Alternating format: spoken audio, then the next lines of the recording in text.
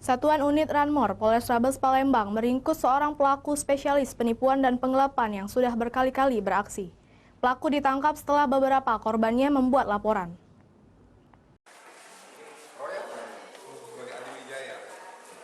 Roy Adiwijaya, seorang pelaku penipuan dan penggelapan yang kerap beraksi di wilayah Ulu dan Ilir Kota Palembang ini tak berkutik saat ditangkap Satuan Unit Ranmor Polrestabes Palembang.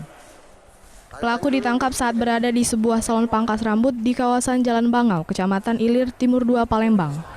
Dari hasil pemeriksaan, pelaku sudah 6 kali melakukan aksi penipuan dan penggelapan. Pelaku mencari korban yang rata-rata sopir taksi online dengan modus memesannya melalui aplikasi. Saat sampai di tempat tujuan, pelaku meminjam kendaraan korban dengan modus mengambil uang di ATM lalu membawa kabur kendaraan tersebut. Pelaku kemudian menjual kendaraan korban dan hasilnya untuk kebutuhan sehari-hari. Modusnya meminjam motor korban atau mobil korban, setelah itu dijual atau digadai. Untuk mobil ada 1 mobil, untuk kendaraan motor ada 5. Jadi modusnya pura-pura kenal, minta antar atau ngerental. Setelah itu motor dijual. Kini atas perbuatannya, pelaku dijerat pasal 374 KUHP Junto 378 KUHP dengan ancaman 4 tahun penjara.